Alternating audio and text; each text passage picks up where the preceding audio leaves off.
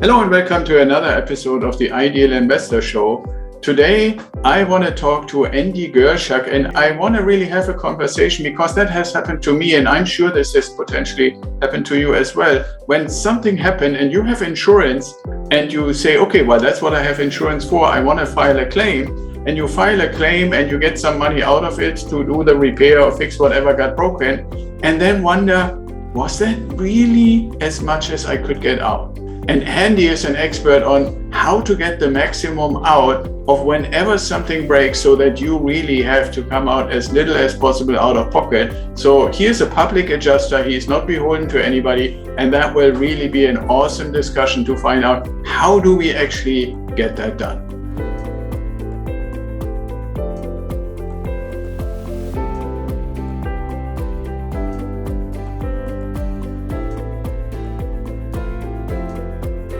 All right, hello everybody. Here is another episode on the Ideal Investor Show. Today we do something special, and I've been waiting for the opportunity to have Andy Gurczak actually on our show because he specializes in an area that we maybe not thinking as much about until something happens. So Andy, welcome to the show. How are you today?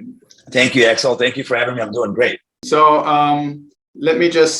my understanding is Andy is working for basically his clients, helping them when they have to file an insurance claim. And in our little conversation before we started recording, I was saying, well, everybody that listens to us and to our show is either already a real estate investor or on the path to become a real estate investor. And if you do or are, then you know that you have to have insurance for every property and stuff can go wrong. So maybe we start out, Andy, with you telling us, how did you become the premium adjuster expert in the world? I like the word premium. I'm going to use that one in my title now, premium public adjuster. Yeah. I like that. How I got into this, Axel. So I was in sales, then construction, did kind of all the trades, met a public adjuster that was in this field for 40 years here in Chicago. He took me under his wing, mentored me for 3 years, I think, a little bit over 3 years, and kind of taught me the business that he learned in 4 years. So it all kind of fell in place. I mean, it wasn't given to me. I definitely had to chase him and get him to help me. But once he taught me the business that I want on my own, we opened up all for the adjusting and then started getting into spreading us into different states, getting our licenses in different states, and kind of tailoring our business to help investors, landlords, business owners kind of as our main customer. Okay, yeah, that's really cool. Now, I know sometimes I'm weird and I might be asking weird questions, but I was like, even when I was preparing and now listening to you, I'm like, okay, so here's Andy. He's sitting at home and saying, what's a really exciting business? And the answer is, oh yeah, insurance, and especially filing claims and filling out. So, what's the fascination? What kind of triggered you to say, hey, I really want to go into this. I think this is a worthwhile endeavor. Yeah, so it started with doing fire restoration projects, then meeting Herb, and then learning the side where he was actually doing all the work to get us the job, meaning doing the negotiations, doing the estimates, doing the contents, helping people relocate. And that just started fascinating me. I'm like, oh, I might like construction, but I like what he's doing even more. Like he's doing all the real work behind the scenes. So that kind of gravitated to me. And then as I started researching it, there wasn't much on mine. But once I got a hold of him and he took me under his wing and kind of explained everything that happens behind the scenes, I was like, wow, okay, I like this. You really get to help people. Like you are the first in line to help these people. And they might not even they don't even understand that they need you yet or anything like that. So yeah, it wasn't something that I knew about either. So. No, absolutely. That's cool. And I suspected you would say something along those lines. So just to interrupt, Axel, I was actually, before I started that, I was ready to go into wholesaling. I had the yellow letter ready to go. And then Herb actually called me back. This like kind of all happened at once and said, hey, I got some time. I can teach you the business. So yeah, that's very cool. And congrats for getting as far as you have gotten. Now, one thing that I would say our audience is probably, assuming is, okay, I have insurance policies for all kinds of things on my car and on my belongings in my house and obviously on my investment properties. And if something goes wrong, let's say there is a storm or there's some damage for whatever reason to an accident, I would file a claim. Now, when I went to your website, I saw, well, that is probably kind of what people would assume. But if they were to contact you, they have a better chance or maybe get more out of it. Can you explain a little bit what makes you guys different? And And what Of the course. benefit would actually be for somebody who works with you? Yeah. So you have to understand the insurance company's in the business to make money. They're not there to just give away money. If they can underpay the claims, and then again, it's maybe not done because that's the goal, but the claims get underpaid. I mean, I think it's like over 90% of claims get underpaid. So when we get the claim, we're representing the insured. So our goal is to maximize that claim. Every claim we get, there's money there that should have been paid that wasn't paid, right? So having a PA, having a private adjuster, someone on your side, it's like having a good accountant or having a good attorney. It's just someone part of your team that's maximizing, that's helping you get through the process. In our case, it's helping maximize the claim and helping not only sometimes getting the claim paid and maximizing, but actually getting it paid, not denied or not delayed. Because a lot of claims we get too, a lot of calls we get is from people that their claims were denied. That's happening more and more, or people that are under investigation. And then when we ask, why are you under investigation? Or we look through all the paperwork, there's no reason they should have been under investigation or denied in the first place. But because they didn't know how to handle it and they said the wrong stuff by accident, now they're in this spot. So. Okay. Yeah. So when you say under investigation, just to clear that up real quick, is that the assumption that somebody is filing something that is fraud or not really true or something like that? No, the insurance company could put you under investigation for any reason. Oh, you said the wrong thing. There's many reasons they can put you. And it's not an investigation where they're sending out some It's just meaning they're delaying the claim process. It's all they're doing. They're delaying it. They're asking for documents because in your policy, they have the right to investigate the claim. And what they mean is, hey, maybe we need some records of receipts that you actually purchased and stuff like that. But it's kind of a process to delay claims. Yeah, understood. Now, as an investor, on the one hand, I think, and I find more and more the older I get, the more I work in this industry. But even in general, I would say I find more and more cases where whatever the topic is, it seems to be ultimately a balancing act. When I put myself on the one side of the balance, so to speak, of the scale, I would say, okay, as an investor, I obviously try to keep my insurance premiums at a reasonable level, right? And I have to kind of figure out how much do I want to have as a deductible and those kind of things. On the other hand, if something were to happen, I want to be one of those people represented by Andy who gets the maximum that is possible.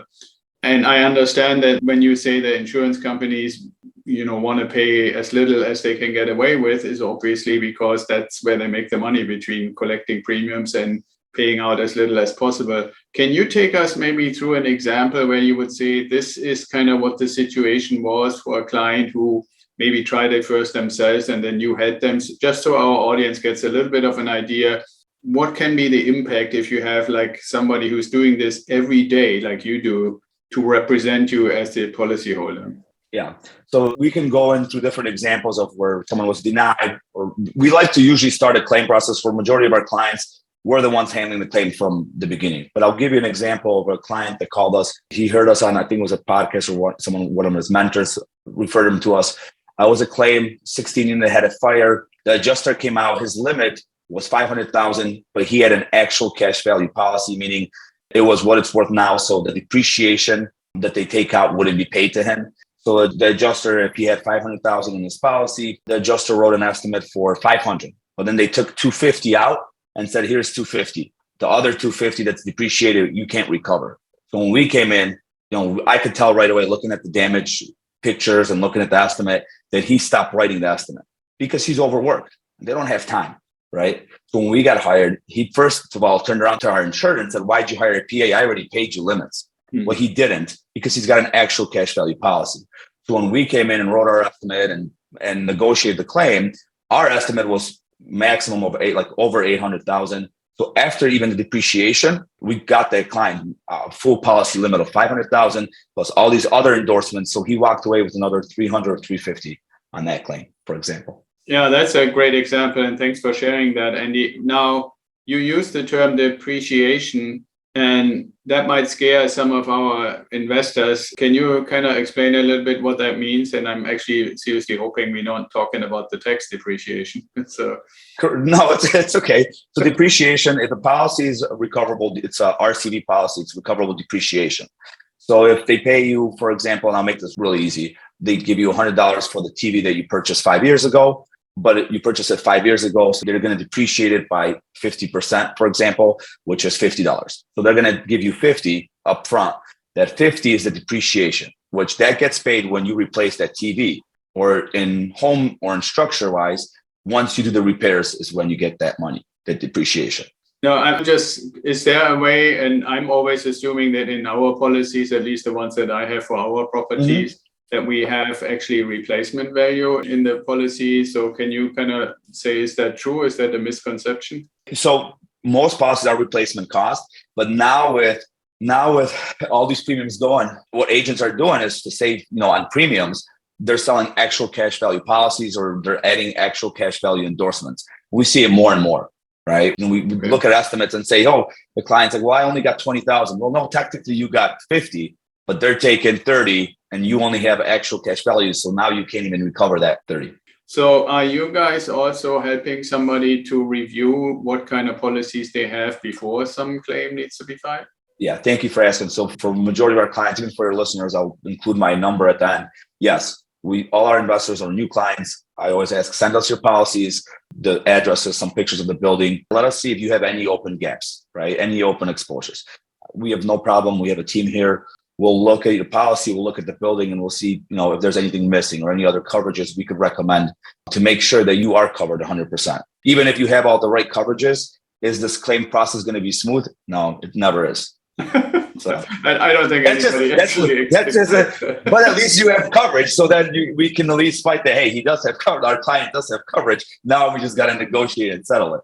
Yeah, no, I get that. And I don't think that's necessarily the expectation. One thing why I love to bring guests like you, Andy, onto the show is the concept that we are basically following is that we want to help, as in Ideal Wealth Grow, as our organization, we want to help people who make good income, have a good job, have maybe some savings and want to invest in real estate, help them to generate passive income. That's kind of like the fundamental goal. And we're talking about the time freedom point, where through the accumulation of multiple properties, you're increasing, like if you get $200-300 each property, if you do this long enough, you ultimately, through rent increases and stuff like that, you can work your way to $3,000, $4,000, $5,000, $6,000 or more per month in passive income. But the word passive is not just purely for reaching this time freedom point where you maybe don't want to or have to work anymore, but also to say, how can I actually do my investing and holding these properties as an owner as passively as possible, which means, for example, buying the properties from turnkey providers who just freshly renovated them. And so you don't have to be worried that the appraisal of the property and the asking price don't match. Having insurance people that actually provide the insurance policies specifically for real estate investors and so forth. So making all the kinds of things that are possible passive. And I would hope it is kind of like helping our audience to say, okay, now we know Andy, and we can basically make that adjusting if it's ever necessarily passive in a sense to say, okay, well, for anybody who hasn't done it yet or would like to know, can basically contact you and have the policies reviewed. But also if something were to happen, instead of going to what you just said, like it's always going to be a hassle, to say, well, I'd rather have Andy and his crew have the hassle and I'm staying passive as much as possible. So is that kind of like how people can kind of have you in your back pocket for that particular part of the pie? 100%. It's just like when you're building a real estate team, right? And every probably real estate investor or mentor always says, hey, build a team, Right. Have an attorney, have a good agent, have all these people in your back pocket. It's the same thing with the public adjuster. It's your private adjuster. When you have a claim, you call him and he handles the claim for you. And, me and my wife have our own rentals, and we've had claims on our rentals, and the hassle that it went through on my, knowing this business, knowing this industry, being in this industry over 10 years, handling all these claims for people, even on my own claims, the hassle that we went through, I was just like, so if I was doing that and had no clue, was never in this industry, I have no idea how I would get through it. Right. Okay. Yeah, that makes sense. Now, one thing I wanted to come back to at the beginning, we spoke a little bit about this balancing act between having the different kinds of coverages. I would hope that most people would look for replacement coverage policies. But the other question, obviously, when you're looking for cash flow generation, and you said you and your wife have properties too, is you want to optimize your cash flow. And if you want to do that, any cost position is worth evaluating, which for insurance, I always feel it's important to have some guideline or principle that an investor sets for themselves to say, okay, what is the deductible that I'm comfortable with? And I'm kind of curious, since you're dealing with this all the time, if I understand that the first answer is if you have the lowest possible deductible, you don't have to come out of pocket. But we're teaching our clients that you want to build a reserve that easily handles, for the case that you really have a significant claim, the deductible anyway. I personally, for myself, just to be full disclosure, I always go with $5,000. Some people find that to be high. I think for investment properties, this is acceptable and reasonable. But I'm curious, what would you say, and how do you actually advise your clients when it comes to how much deductible do you think is reasonable? Yeah, I'm happy you brought this up. Not many people actually bring this up. What you brought up right there is, instead of removing coverages and removing protection that would protect you, all you're doing is you're upping your deductible, and that's going to lower your premium. Right. And as long as you have the reserves for it, you're okay. A $5,000 claim, you probably shouldn't file anyways, because even if you had a $2,000 deductible, when clients call us, and they do all the time, Andy, to call the team, hey, can you guys take a look at this? Do we have a claim here? No, you do. I mean, there's damage. It's $3,000 in damage. Do you really want to file a claim? Your deductible is $1,000. We'd advise not to file a claim. So we look at all that small stuff. So what you're saying makes sense. You're better up in the deductible and putting reserves in your bank for that deductible, and that will lower your premium instead of removing coverages. We don't need this coverage. We don't need this coverage, because that's what agents do. When you tell an agent, well, I can't do 1,000 a month or 1,000 a year, I'm sorry, for my premium. Okay, well then how do you think he gets from 1,000 to 800? Yeah, exactly. Yeah. He has to remove coverage. Yeah. In that context, I totally agree. And I'm glad that you agree too, that rather having a little bit higher deductible is better than somehow cutting out any kind of coverages that we should have. One thing I think there is a little bit of a myth, at least for me, it's always been a myth, and that is in a case where there's really something severe. Like, I give you a little scenario. Some of our listeners know this has been a few years ago when I first brought this up. I never knew that there's such a thing like a derecho until some friends of mine in Idaho explained it to me. Basically, my definition is it's basically a hurricane, but it's over land, so to speak. And they had that in the area where we have a few properties, and I only saw it on the news. The damage was literally similar what you would see like in Alabama or from Florida from a hurricane. And I'm like, oh, I'm afraid, right? Like, did something happen to my properties? We were very lucky. But one of the things that came up is that quite a few people had damages, and they weren't just tiny, like a big tree falling into the roof or stuff like that. So I'm kind of curious, and I hope our audience members are also somewhat curious, because I've always felt this is a little bit of a myth. What actually happens, let's say we need a new roof, right? Like the tree fell into the roof, we need a brand new roof, remove all the stuff, get the tree away. Let's say it's a $20,000 thing. We go to you, Andy, you do everything and you get the $20,000 and maybe even some lost rent coverage and stuff like that. Correct. But the thing that I believe a lot of people are curious about, and I always hear, horror stories, is what happens after all that is done? Do I have to pay double, triple, quadruple my premium, or what's after the adjusting? Yeah. When people bring that up to me or to us, I always ask, I'm like, have they not raised your premiums the last 5 years? Because if you look at the premiums from 5 years ago, 10 years ago, you've told me you've been in this 20 years. I mean, when you started, if you looked at premiums from 20 years ago, where are they now? And you barely filed claims, you said. You guys don't have that much. Yeah, I mean, it's not, everybody has an individual thing there. I understand that. Yeah, premiums go up every year, no matter, that whole false narrative of, I don't want to file a claim because if I file a claim, my insurance premium is going to go up. No, your insurance premium is going to go up anyways, because they're taking the risk area, that whole area, and how many claims. So if that's a high risk area, they're going to raise premiums anyways. Okay, yeah, but I think the myth is I'm basically getting punished because I filed a claim. Is that true, or do you? That's false. They cannot raise your premium based on a single claim that you filed a claim. Now, if you have, for example, 3 claims in a year, insurance might drop you because now you're high risk for them. Right. Yeah, I want to just clarify the language here. It's always important to me. It's not the person who is high risk, but the property appears to have increased risk or higher risk, right? Or the person that owns it now is a little more trigger happy to file claims, So I hear you, but I think it's very important to understand, because I think this is very different than, for example, car insurance, where I know for a fact I once actually just asked if something that happened is actually potentially a claim that should be filed. We talked about it. It came out just like you said. The adjuster said, I wouldn't really advise it because it's just a few $100s. Yes, you have no deductible. We would pay it for you, but then your premium probably goes up.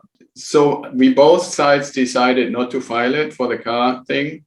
Today, this is probably 6 or 7 years later, I had asked them something about my insurance history because somebody wanted to see what kind of insurance history I had. And they said, oh yeah, we see this one entry here you acquired about a claim. I'm like, I'm about to roll out the middle finger at you, right? Like I just gave you a call and you keep tracking this for like the last 5 years that I once called you, never filed anything, you never paid anything, right? So now, because we didn't actually do anything, they didn't increase the thing. But that was the first thing they said, yeah, you can get these few $100 and then you pay it back next year and increase premiums and then the next 5 years over and over and over again. But I'm glad to hear that that doesn't really apply in this case when we talk about property. When you're talking about car insurance is a little bit different because now it's the individual that's high risk. You're a high risk driver. When you're talking about property, it's based on the property itself. Is it a high risk area? Is what year is the building? That's all that goes into. Yeah, and that's a very good clarification. Thanks for bringing that up because I think everybody needs to be aware that they basically say, what is a reasonable premium for this particular area, right? Like, I mean, if you live somewhere where there is no weather ever, right? Like, I mean, or any bad weather, let's put it I mean, a single thing they look at, for example, what they look at is how far is the fire hydrant? Yeah. Right? Because if the fire hydrant is so far away, now you're high at risk. And now if a fire happens, they have to get tanks and it's so all that stuff. How old is the roof? They take all that into factor. That's why they ask all these questions. Is your basement finished? How old is the roof? And all that stuff. I know, and I've always been asked, is it in a flood zone or not? Or can you show proof that it's not in a flood zone and stuff? So okay. Well, okay, so that all makes a lot of sense, and I hope that educated our audience a little bit on how this works. I guess it's very clear that people want to work with you, Andy, if there ever is a claim. Yeah. And if somebody is just starting and, is saying, okay, I got a policy, but I'm not sure if it's the right one, I'm sure they can come to you as well. So we obviously will put all the information about how to get in touch with you and so forth into the show notes. But at the end, I'm always asking 2 questions to every guest. So I think we've gotten to this point. So the first question is, if you could meet anybody, who would it be and why? Okay. There's 2. Can I say 2? There's Tony Robbins. Big fan of Tony Robbins, and then Aaron Rodgers from the Green Bay Packers. Big fan of. Now you have to. Big fan is not good enough. You have to give us a little bit of the why. Oh yeah, I'm a diehard Packers fan. Always have since I can remember. And then Aaron Rodgers, just the person he is off the field and what he does is something that gravitates towards me. So I always thought, man, if I could meet one person, it would be him. Then Tony Robbins, both of them maybe together in one room. Okay. Yeah, so you must be a little bit devastated or not very happy about this. I was at the game, actually. We're not going to. You were at the game, okay. I was at this game, the last year's game. Yeah, it hasn't been a good playoff thing for us. Yeah, I mean, I've always liked the person, Aaron Rodgers, but I've oftentimes said, I'm somewhat of a football fan myself, that I really, really honestly think he has for years and years and years been on the wrong team. It's been rough who's been around him and stuff and how it's been managed. So for certain people, especially when they get the chance to play for a while, and this not just in sports, I think this is in many other professions as well. You can see if somebody is just skilled or if they're really, really talented above and beyond what's kind of average or slightly above average. And I think he's one of those people who's really extremely talented, but that alone doesn't do it because it's a team effort, right? And you have to have all the other pieces. And I've always said, wow, if that guy were on the right team, he would have probably won a whole bunch of Super Bowls and stuff, So yeah, and it's easy to. Yes, you can go in that, but I also look at it coaching and stuff because there's a salary cap, so every team has a budget to play with. They can only bring so many players and keep talent and move stuff. But some teams somehow they can, like the Patriots did, right? They had Tom Brady and they lost all these stars, but they were able to bring in and filter new people in and keep winning. Whereas in Bay, after we won the Super Bowl, we just couldn't get the right pieces. And like, there's just been so many games that we could have won. I mean, we could go on for, I'd rather not. But I like him for the fact that not only on the field, I like what he did off the field and how smart he is and how he carries his life and what he's into education and promoting reading books and all that stuff. So that's more. Right. And I'm very much appreciate that you bring that out because some people, especially in the media, reduce these talented individuals, especially the ones that have been around for a while, just to this one thing that you can maybe see on Sunday, right? And or that you can see, I mean, if you go into business and every 90 days, the leaders of organizations, if they're publicly traded, have to basically present the results to the Wall Street analysts. Yeah. And that is then the one thing that every 90 days or every 3 months, the public finds out and quickly and easily basically create this image that that's the whole thing that this person is about, right? That makes Correct. it sounds like every CEO is an accountant, which is really, really, really not true. Those kind of things. So I'm glad that, you know, you and I and hopefully more people actually try to make an effort to see a little bit beyond the facade that is being created. So isn't that the football, the Buffalo Bills players, DeMar, that was put in the hospital, right? Out of that came out where he's been such a good off the field player as a teammate and what he did in college and donating to kids and helping.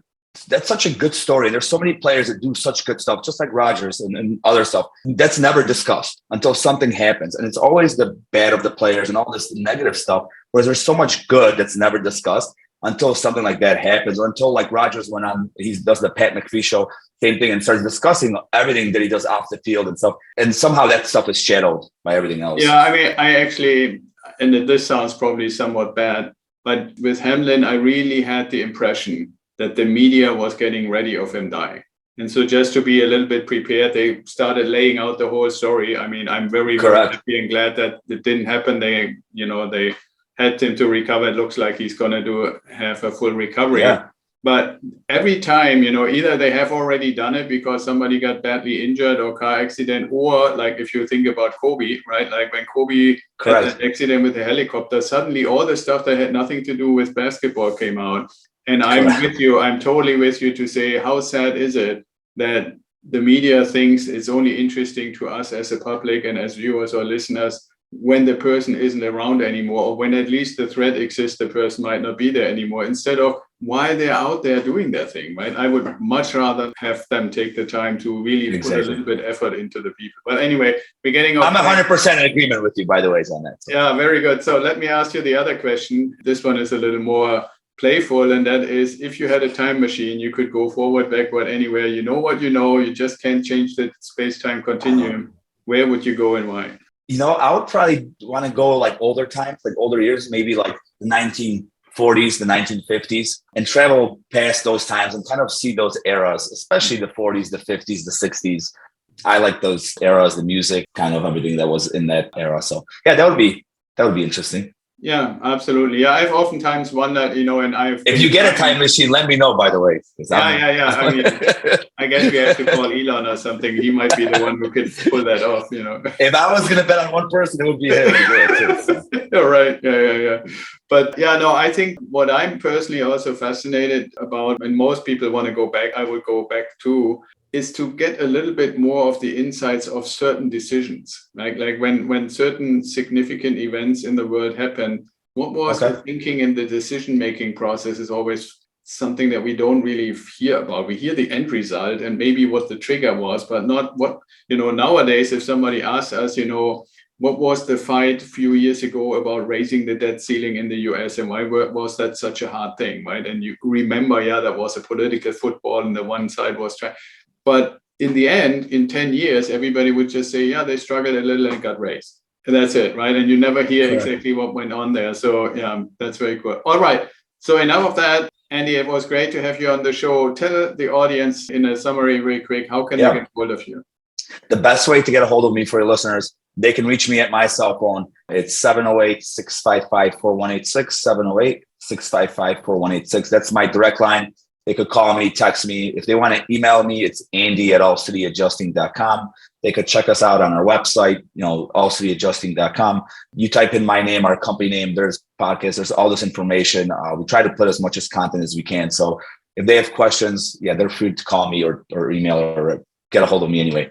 Okay, that's very good. And I can attest because when I prepared, I went to your website. It's very well laid out and easy to find. And we put all these links and numbers and so forth in the show notes for anybody who wants to look them up and then get in touch. So thank you very much for being on the show, and maybe we can do it again in the future. I would love to. Thank you, Axel. Thank you for having me on. Thanks for listening, and I hope you enjoyed today's episode of the Ideal Investor Show. More info and the links we mentioned during the show are in the show notes, or you can go to our website at idealwealthgrower.com and sign up for the Apple Podcast link. And if you like to talk to me, sign up for a strategy call. Hopefully you want to share what you learned with your network and bring more people in. We are really eager to hear your comments. And until next time, be well, stay safe, and ciao.